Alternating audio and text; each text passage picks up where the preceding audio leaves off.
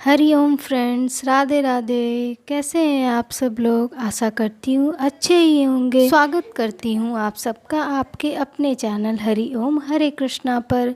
तो फ्रेंड्स, आप लोगों को पता चल ही गया होगा कि मैं जो बात करने जा रही हूँ वो है एकादशी के बारे में। तो इस मास की जो एकादशी है, जैसा कि आप सब जानते हैं, ये हमारा वैशाख मास चल रहा है और कृष्ण पक्ष है। तो इसलिए इस जो वैशाख मास के कृष्ण पक्ष की एकादशी होती है, इसे हम वरुथिनी एकादशी के नाम से जानते हैं। तो ये एकादशी भी हर एकादशी की तरह हमारे लिए बहुत ही महत्वपूर्ण महत्व रखता है। तो इसके बारे में हम बात करेंगे। तो चलिए कथा से स्टार्ट करते हैं और इसके बीच में आपको इस एकादशी के विधि के बारे में भी पता चल जाएगी। तो इसकी कथा इस प्रकार है कि युधिष्ठिर जी ने एक बार भगवान श्री कृष्ण से कहा, हे प्रभु, आपको नमस्कार है। कृपया करके आप बताइए कि वैशाख मास की जो एकादशी है उसे हम कौन सी एकादशी कहते हैं और उसकी क्या महिमा है। तो भगवान श्री कृष्ण ने युधिष्ठिर जी को बताते हुए बोला कि युधिष्ठिर, वैशाख मास की जो कृष्ण पक्ष की एकादशी है इसे हम वरुथिनी एकादशी के नाम से जानते हैं और ये हमें परलोक और लोक दोनों जगह सौभाग्य प्रदान करने वाली है। ये हमें सदा सुख की प्राप्ति कराता है एवं हमारे पापों को हर लेता है। ये हमें मोक्ष प्रदान करता है। तो इस तरह से इस एकादशी के महिमा को बताते हुए भगवान श्री कृष्ण कहते हैं, जो मनुष्य 10,000 वर्षों तक तपस्या करता है उसके समान ही फल वरुथिनी एकादशी के व्रत से प्राप्त हो जाता है। नृपश्रेष्ठ, घोड़े के दान से हाथी का दान श्रेष्ठ है। भूमि दान उससे भी बड़ा दान है। भूमि दान से अधिक महत्व तिल दान का है। तिल दान से भी बढ़कर स्वर्ण दान और स्वर्ण दान से भी बढ़कर होता है अन्न दान, क्योंकि देवता, पितर, मनुष्य सभी को तृप्ति अन्न से ही होती है। विद्वान पुरुषों ने अन्न दान के बराबर ही कन्यादान को ही बताया है।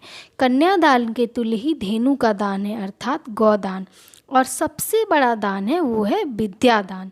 तो मनुष्य विद्यादान के पुण्य की प्राप्ति भी इस वरुथिनी एकादशी के व्रत को करके प्राप्त कर सकते हैं। जो लोग पाप से मोहित होकर कन्या के धन से जीविका चलाते हैं, वे पुण्य का क्षय होने पर यातनामय नरक में चले जाते हैं। अतः सर्वथा प्रयत्न करके कन्या के धन से बचना चाहिए। उसे अपने कर्म में नहीं लाना चाहिए। जो अपनी शक्ति के अनुसार आभूषणों से विभूषित करके पवित्र भाव से कन्या का दान करता है, उसके पुण्य की संख्या बताने में तो चित्रगुप्त भी असमर्थ हैं। वरुथिनी एकादशी करके भी मनुष्य उसी के समान फल प्राप्त करता है जो उस कन्यादान से प्राप्त होता है। व्रत करने वाले मनुष्यों के लिए ये विधि है कि वो इंसान दशमी तिथि को ही कांस, उड़द, मसूर, चना, कोदो, साग, मधु, दूसरे का अन्न, 2 बार भोजन, इन सब वस्तुओं का परित्याग कर दें। एकादशी के दिन वो जुआ न खेले, नींद लेना, पान खाना, दातुन करना, क्रोध करना, चोरी करना, हिंसा करना, चुगली करना, इन सब पापों का त्याग कर दे। और द्वादशी के दिन कांस, उड़द, शराब, मधु, तेल, पतितों से वार्तालाप, व्यायाम, परदेश गमन, 2 बार भोजन करना और बैल की पीठ पर सवारी करना और मसूर के दाल, इन सब का त्याग कर दें। राजन, इस प्रकार इस विधि से जो भी पुरुष एकादशी के व्रत को रखता है और रात को जागरण करके भगवान मधुसूदन की पूजा और ध्यान करता है, वो सब पापों से मुक्त होकर परम गति को प्राप्त होता है। तो मनुष्यों को हर तरह से प्रयत्न करके इस वरुथिनी एकादशी के व्रत को करना चाहिए राजन। और इसके महात्म को जो भी पढ़ता है और सुनता है उसे सहस्त्र गोदान का फल मिलता है और मनुष्य सब पापों से मुक्त होकर विष्णु लोक में प्रतिष्ठित होता है। तो बोलो भगवान श्री कृष्ण चंद्र की जय। तो ये था फ्रेंड्स हमारे जो वरुथिनी एकादशी व्रत की कथा है और इसका महात्म और विधि भी आपने जान ही ली।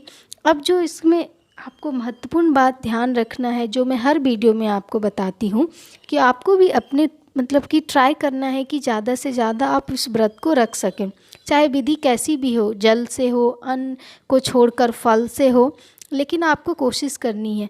कुछ भी ना कर सके तो आप श्रद्धा भाव से बस दिन भर एकादशी के दिन भगवान के ओम नमो भगवते वासुदेवाय का जप करते रहें और उन्हें श्रद्धा भाव से एक तुलसी दल भी अर्पित कर देंगे तो आपको उसी पुण्य की प्राप्ति होगी जो इस एकादशी व्रत के करने से होती है। और रात्रि को जागरण आप नहीं कर सकते कोई बात नहीं, लेकिन अपने मन को शुद्ध रखते हुए भगवान के नाम का उच्चारण तो आप कर ही सकते हैं। तो इस तरह से करते हुए आप इस एकादशी के व्रत को रखें। और हाँ, इस बार एकादशी मई 7 यानी कि 7 मई 2021 दिन शुक्रवार को है। तो आप ये व्रत रखें और अपने पापों से मुक्त हो जाए। तो राधे राधे फ्रेंड्स, फिर से मिलते हैं छोटा सा टॉपिक लेकर। हरि ओम।